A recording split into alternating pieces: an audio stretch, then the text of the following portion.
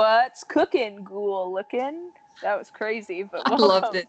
I liked it. There's a lot of energy involved in that. I can't stop moving my eyebrows now. It's the only You thing should you're stop, gonna be though, able to I think. notice. I think you should All stop. right. Welcome back to the Ghost Gals, our show. My cat is involved this time. She demands to have screen time. Her name is Jingles. Tonight on the Ghost Gals, we're going to be talking about my least favorite thing in the world. Clowns. I don't like them at all, and I don't like the man that owns the Clown Motel. Not that I have like a personal vendetta against him. I'm not like saying we should boycott the Clown Motel. I think it's totally cool and creepy if you're into that sort of thing. But I don't like his enthusiasm for clowns. This is a real thing. Yeah, I'm sorry, enthusiasm. Enthusiasm. Don't let his enthusiasm for clowns. Whatever. I don't like his sheer love for clowns. He says some very strange things for clowns. He should write like erotic clown poetry because no, he shouldn't. I disagree with that. I don't think that should be his thing. No, wait till you hear what he says. Anyway, before we jump into that, we're going to be talking about the haunted happenings, which Dusty's going to give us in a second. But before we get into that, please be sure to like us on Facebook. There's our Facebook. Like us on, or subscribe on YouTube. The kids these days, they say subscribe on YouTube. Subscribe on YouTube. That's it. Go ahead and share this to all of your friends and family. Tell them how fabulous and ghostly we are. Memorial Day weekend is coming up in St. Augustine. Well, all over the place, but St. Augustine, it's a tourist town. And so anybody that's trying to get out of their house for the first time in months, of course, maybe check out taking a ghost tour at a ghostly encounter. We are going to be we are tour guides with the company, so we are going to be giving tours. You can come hang out with us. And you can come hang out with us. And I know that we talked about in our last video that Jan, she's also a tour guide with Ancient City Tours and a Ghostly Encounter. She does a blog for children. So if you have kids, go to the Ancient City Tours Facebook page, and she does Toby the Dinosaur, who is a little 10-year-old dinosaur that goes around the city and talks about the historic aspects of St. Augustine. So a little history tool that you can use. And Jan's great. You can always reach out to her if you have any questions and whatnot about it. That sounds really cute. It is really cute. You should look at it. And Toby is great. So yeah, we'll plug all of that for you in the description box below, and it'll probably just pop up on the screen so you can just look at it. We'll just look at it anyway. Only if I want it to pop up on the screen. Yeah, Dusty is a game master. Like, oh my god, it's like High School Musical. Dusty, tell the good people what the haunted happenings is, why is it relevant, and then what are yours for tonight. Where's the song? Oh, get ready for the haunted happenings. All right. Our haunted happenings is a little segment at the beginning of each of our shows where you guys can send in your creepy happenings that have happened. Mm-hmm. How can they send that in? Oh, I don't know. Where I have a haunting. Where can I send that, Dusty? Where is it possible? What can I do? Oh, what should I do? You can send it to our Gmail, which is theghostgalshow@gmail.com. It is. Yeah, theghostgalshow@gmail.com. Yes, well, you can send it to us, and you could possibly be featured in our next episode. I have a couple here. The first one I'm going to read is Edward O. Edward O. I like it. I lived in a haunted apartment building in the South Bronx. The dreams I had were terrifying, and one night I was woken up by the sound of my desk fan being picked up and slammed on the ground, not once, not twice, but 3 times. We all know that 3 isn't good, right? We discussed that last time. 3s are not good. Also, during the day when you are alone, you can hear the neighbors having a violent argument, but when opening the door into the halls, it would be dead quiet. In my bathroom, there was a lot of writings on the wall. Excuse me? It's a bad word. I almost said it. Oh. Die, witch. And every now and then you could hear someone screaming like they are losing their minds. The elevators would malfunction often, and I almost died when it started to free fall after not stopping and hitting the top of the shaft. I hit the emergency stop button and it crashed to a stop on my floor. I was 10. Oh, he's all 10 when this is happening? Let me just tell you, nope, nope, nope, nope, nope, nope, nope, nope, right there. I don't like heights. I don't like roller coasters. My favorite ride at Disney World is the park bench. I don't like to fall from any amount of height. I don't like to jump off the things. I don't think falling is fun. I think that you are a freak if you like being dropped from the sky into the ground. That is sick. Anyway. I almost went skydiving in Mexico, but I didn't want to spend all that money. Well, you are a sick freak, my friend. Anyway. I didn't do it. Well, no, I don't find any enjoyment in plummeting. And this man, he sounds like he didn't enjoy it either because I don't think so. Did it, but I can't. Like right then and there, I'd be like, nope, I will exercise the demons out myself. I will. Renee just said, "Honey bunches of nope." I will dress as the cross. I don't even care. I will dress as I am the cross. No, absolutely not. I will only eat Churchios and drink holy water. It took me a second to come up with a funny little thing there. Churchios and holy water. Priesties. Lunch and dinner. Sorry, what was that one? Priesties instead of Wheaties. You were saying his elevator plummeted towards the earth. Thank you, Edwardo. I don't think Renee liked it so much. I think it gave her the chilies, the chili willies. Chili willies. This one is from Mary A. Me and a couple of friends were going to go investigate an old cemetery in a ghost town near my house. This cemetery had recently been the site of vandalism, so 10 graves were dug up, like down to the casket, and the site of grave robbing. The skull of a child had been stolen. What a lovely place. So the night before we were going to do this, I was asleep on my back and felt myself lifted into a half-sitting position, which woke me up by the shoulders and slammed forcibly back onto the bed. Just the one time, nothing more than that. I laid there for a good while my heart pounded so hard I could hear it. I felt negative energy in the room, but it also felt like a warning. I got the message that the spirits did not want us exploring out there, so we ended up having a heavy snowstorm, so we couldn't have gone anyway. I've seen apparitions, heard things, and had horrible sleep paralysis episodes. A reoccurring thing there. But this was the most personal and threatening, even though it was just a warning. The messenger wasn't a guardian angel or a spirit guide. It was more like the bad guy saying, "Don't you with me," type of message. Don't you freak with me. You better stop. Stop it now. Yeah, I get that. That's I would think. Why would she think it was a guardian angel? I'm just gonna come out and say that. No, because it was like she said it was like a warning. Sometimes, there are good ghosts that are like, "Hey, you probably shouldn't be here," or something, But she was saying that it felt negative. It didn't feel like it was trying to be nice. I don't buy that. I don't think that any guardian angel that you have is going to touch you in any way unless it's like a light little feathery touch. If it's picking you up like it's the Hulk, it's probably not nice. Fair, which is probably why she's like, this wasn't a guardian angel, because it wasn't like, excuse me, you shouldn't be here. Excuse me, you need to leave. Poof. Now you're sitting up. I don't want you to pack your bag. You can go ahead and go now. It's okay. Nope, wake up. You need to wake up. It's me, the ghost. Wake up. Yeah, that doesn't happen. That's something not nice if it's doing that. Anyway, so what do you have for me next? The last one that I have is from Robin M. Hey, so we have a trickster in our house.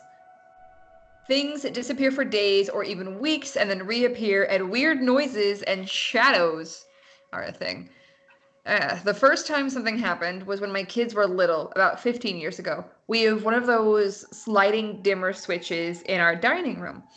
One day, I turned on the light and then went to adjust the brightness, but the slider was gone. They stole your slider? Like, that's messed up. They were like, what's going to be funny? I'm going to take this. They're not going to be able to adjust the light. So the slider was gone. Now, with this type of switch, there is no way to get the slider out without breaking the switch plate. Okay, I asked my husband, and he was as baffled as I. My kids were 2 and 5, so there was nothing they could have done with it. We were completely confused. So the switch plate wasn't broken. It was just gone. The switch was just gone, the slider. We were completely confused, but 3 days later, I went to turn on the light and the slider was back. So now you could think my husband was playing a trick on me, but there was no way. This light switch had been painted over when we painted the walls red. The paint was sealed around the switch plate, the screws were still painted, and there was no scratching in the paint. The second thing was after my parents had stayed with us for a couple of weeks. When they left, I thought that my mom had forgotten to leave her key as planned. They lived 10 hours away, so I just went and got another key cut. 3 weeks later, I went to go out and found a key in the lock when we went to lock the door. Now, I had been on and put that door a couple times that day with no key left in the lock. Okay, I immediately called my mom and asked her where she had left the key when she left. She said it was on the shoe cabinet in plain sight where we could see it, but we didn't. That key had been gone all that time and then just showed up. Shortly after, we had a friend with a 6-month-old baby come over for dinner. All of us were upstairs in the dining room. The baby let out a screech like babies do. Right after, there was exactly the same screech from the downstairs front hall. We all stopped talking and stared at each other, mouths agape, like same. There was nothing in that area that would make that noise. They left shortly afterwards. I would too. Sorry, Robin. They left shortly afterwards. We also see shadows of dogs and hear footsteps. Shadows of dogs. Okay. Yeah, like hellhounds, perhaps. Okay, well, that took a turn. Yeah, I don't like that at all. Anything that's emulating is usually not good either. That's like a big screech? sign. Yeah, that screech, if it's emulating. So, if you think about if like you have a loved one or just a regular ghost, so the difference between ghosts and demons, obviously, or demons were never human, and ghosts were, right? Most ghosts were. If it's a human spirit, they're not going to try to pretend to be something they're not. They might lie to you and say, like, if you say, like, what's your name? They might be like, Bill. And their name might be like Jeff. I don't know. That's one thing. But they can't mimic. They can't transform. They're not that kind of energy. They don't have the power to do that. So, I don't like that. This was 15 years ago? I don't know. Yeah, 15 years ago. I hope it got better, Robin. Me too. Damn. All right, those are my haunted happenings for the day, for the night. So, Okay. Renee, on to you. Great.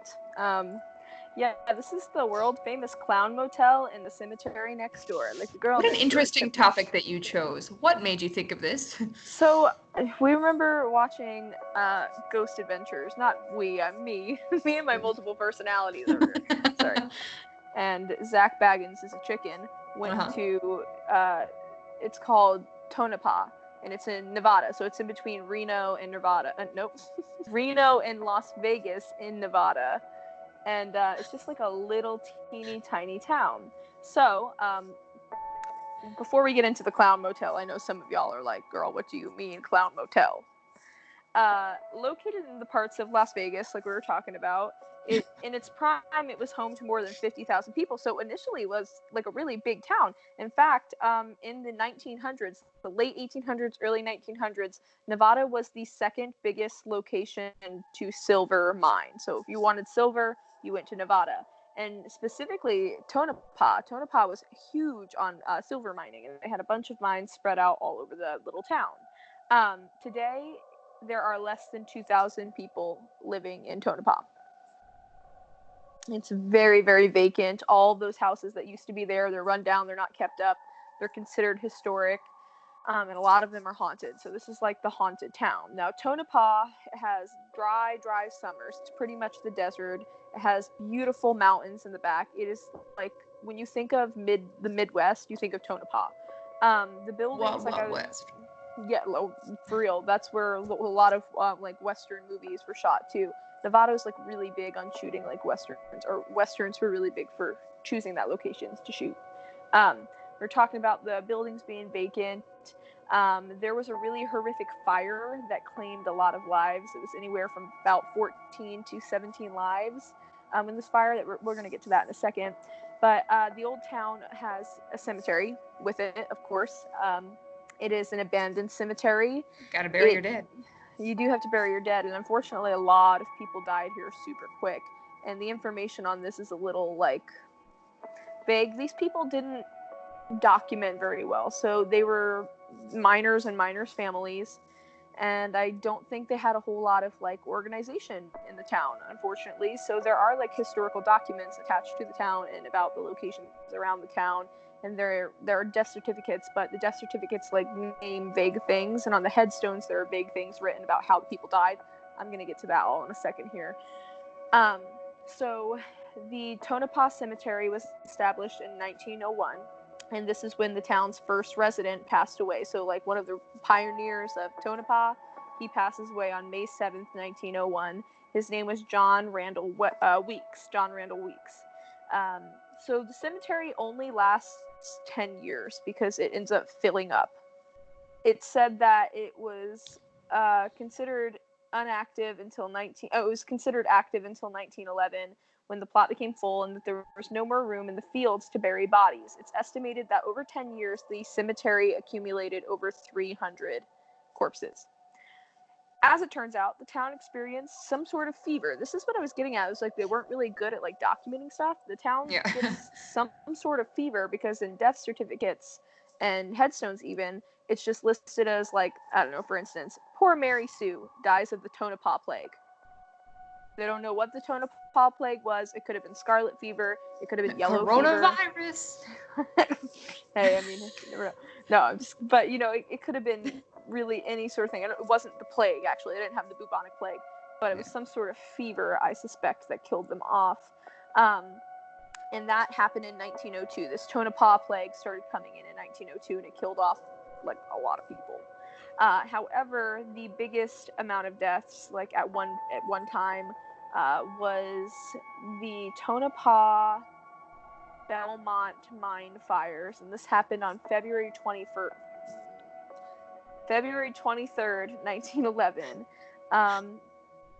The notable headstones from this fire. So these men, they got trapped in the mines. There's some sort of fire that outbroke, and there was a man. His name was Big Bill Murphy. He was only 28 years old. He was, like, trying to be, like, a hero and a dad figure, and he ends up dying in the mines. The mines, from my understanding, you can no longer enter. They're not safe to enter, and so it's, like, off limits. You can't go inside them. But fine by me. Yeah, same. I've heard that they're super haunted. They're haunted by these people that died in the mines, of course. And then I heard that Big Bill Murphy, he hangs out in the cemeteries and walks, like, down the street and, like, still acts like, I've read that he's, like, a non-intelligent spirit almost, and that he kind of, like, walks around. However, I think Ghost Adventures, Zach Baggins, I'm pretty sure he tried to reach out to Big Bill. That's I'm sorry, that's called residual, right? Where they just kind of repeat, or they just have the same, It's residual, but I usually just call it unintelligent because people are like, what's residual? And I'm like, well, unintelligent sounds mean. Don't insult Big Bill like that. Big Bill? You don't know his IQ. You're right. I didn't mean it, Big Bill. There's also a sheriff there that's buried. This is unrelated from the mine, but there's a sheriff buried in the Tonopah Cemetery that he ended up losing a shootout with the cowboy, and he was put in the cemetery too, and that's on his headstone. So I'm sorry that this town ain't big enough for the two of us. You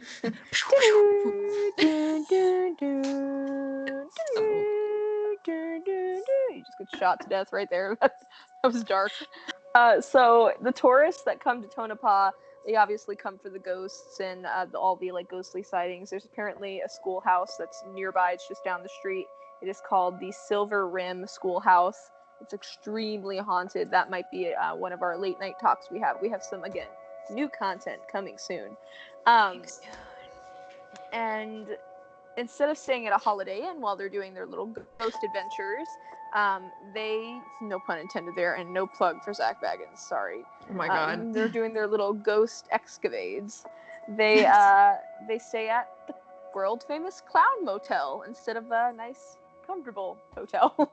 So, founded in 1985, Leona and Leroy David placed the the motel. They wanted to open a hotel of some sort, so they opened a motel, a tiny one, across the street from the cemetery. And it's because their families were buried there. They were close to their family members. They'd be able to go and visit them every day. And they're able to do that, I guess. However, I guess things don't go so well business-wise, because in 1995, the motel is sold to Bob Perchetti. And apparently, when Bob gets there, he's like ready to open up shop. He's ready to like revamp things. And then he looks around and realizes that Leona loved clowns. Of all things to love. Why? Yo, listen. I had this like marionette doll as a kid, and it was a clown sitting on a swing, and it stared at me while I slept. It was, oh my God, like I had to put it in my closet. God. I had to put it in my She closet. owned that doll. She owned it. I have a picture of it. I'll put it in, or you'll put it in. There's a picture of it. I want to know if it's the same marionette doll now. Did you send it to me already? I can look. I didn't, but Okay. There's a marionette doll sitting on a swing, and it's like one of her favorites. That's not her favorite, but it was like displayed outside by their sign and stuff. I had to put it in my closet. Again, I couldn't sleep with it there.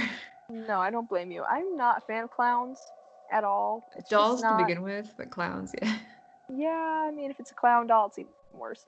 Anyway, so Leona loves clowns, and she has collected as many clowns as she can. In fact, when I wrote my notes, y'all, I wrote, apparently Leona loved clowns, and then in parentheses, I wrote, gross, yuck.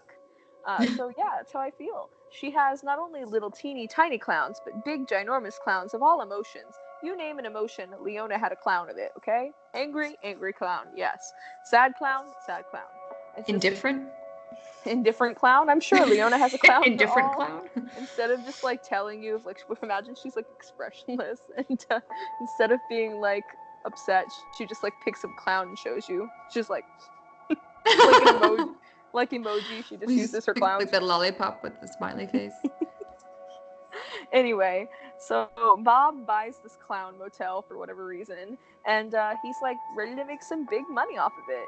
And if you're worried about missing the motel, like if you're trying to drive there, it is literally impossible, because imagine driving down just like an empty street, a nice long peaceful highway, and then you see a giant white sign with a orange clown on it and a big red nose pointing your way towards the Clown Motel. The That's World when you go Famous Clown Motel. And turn around and go back And from where back to where you came. Turn around. So upon entering the lobby, you are just greeted with a plethora of clowns staring at your soul, watching your every move. Teeny clowns, giant clowns, soft clowns, clowns. This woman just couldn't get enough of clowns. Have I said clowns enough for you? I wrote down that she has a clown of every flavor, but I don't think that's every flavor? I think I'll take the strawberry one, please. That'll be one strawberry clown. The motel is allegedly haunted. It brings in popular investigating groups such as the Ghost Adventures, Zach Bag and His Chicken. And they claim to hear, doors slamming all night. They claim to hear laughing and giggling, which I hate because, the clowns. They hear movement in the lobby along after, I guess, what is like considered the clown store. So like just the general lobby where you walk in after the owner has gone to his room for the night. They claim to hear the clowns shuffling around in the lobby. The location is obviously great for EVPs, ghostly evidence. In fact, you have a view of the cemetery from pretty much every room in the Clown Motel. Wonderful. Clown Motel with a view of a cemetery. Who doesn't want to stay there? Well, people claim that they see shadowy figures walking through the cemetery late at night. Like we're talking witching hours times, moving from headstone to headstone. The most recent owner, I'm not trying to be mean or anything, y'all, but this dude is creepy. Imagine going to the middle of nowhere. It's an abandoned town. You have just, for whatever reason, tried to stay the night at the Clown Motel. It's only $60 a night. It's pretty much, that's a steal. Let's do it. Done. Let's go. So anyway, this guy, I'm not trying to be rude or anything, but he buys the motel, for almost $1 million, $900,000 from Perchetti. His name is Haim Anand. I hope I'm saying that right. He is of Indian descent. He actually left university in Delhi, India, and he came to America to join the circus. He loved the circus, and he ends up falling in love with clowns. So he obviously, when the Clown Motel becomes for sale, he has a friend that's super rich, that's still in India, that offers to fund his clown extravaganza. And so obviously he takes it, he buys it, and he drops $1 million on the Clown Motel. A quote from Haim himself, and this was for the NZ Herald. He states, "The first night I stayed here, I admit, I was totally scared. I thought that something was going to happen to me, but nothing did. The clowns, they want me here. They're not going to hurt me. People have had different strange experiences at this motel, but nobody has been hurt so far. The clowns, they love me, and I love them. That's why I'm here. This is my clown destiny." No, thank you. I don't like it. I think that, I'm sure he's a nice man, but there's just, I love Spider-Man, y'all. I've met Stan Lee when he was alive, God rest his soul. And I'm just like a huge Spider-Man house. Dusty can attest. You come to my house, it's like covered in Spider-Man stuff. I even have like Spider-Man custom plates that I've had made. Your mom made them. Yeah, my mom made them. But I don't know if I could sit here and be like, I would die for Spider-Man. If you talk about Spider-Man one more time, I will lose my marbles. Spider-Man wants me here. Well, there's Spider-Man also loves me. a collection of Leona's favorite clowns, I guess, and like she left them behind. I believe they're deceased now. I don't think the original The clowns? No. Girl. The clowns will make you deceased because nobody wants to look at that. But her favorite clowns are not for sale, and she has them listed as priceless clowns. And so Ham he has his little collection of his favorite clowns. All I can think of when you say the word clown is Twisty. Yeah, I don't like any of that. So if you want to stay at the Clown Motel, great. I know it was quite the short story, but yeah, that's really all to it. There's ghosts, there's clowns. You're in the absolute middle of nowhere in an abandoned town. So if there's a killer clown, you're dead. Good luck. Twisty the clown. Twisty the clown. Anywho, thank you guys for watching the Ghost Gal Show. Please be sure to follow us on Facebook. Our YouTube, you can subscribe. And our website, if you want to look at our blog, we always post personal experiences from our tours. We're just getting started doing that. There's the blood of the chicken, or the chicken blood blog post that I wrote. It's really just touching more base on that story I told about the woman that was involved in Santeria. You can look at that post now. And yeah, if you have strange stories and you come on one of our tours, tell us. Go ahead and come visit a ghostly encounter. Come take a tour with us, y'all. We're back up for business. We're doing groups of Memorial Day. Yes. We're doing groups of 9, and I think we're for Memorial Day going up to about 12 to 15. So please call and get further information from Lisa, who is the clerk for Ghostly Encounter and Ancient City Tours. She knows the right information. You can go on a Ghostly Encounter's website, which is this. Book tickets with us. Go check out Jan's page. So thank you and have a good night. Have a good night.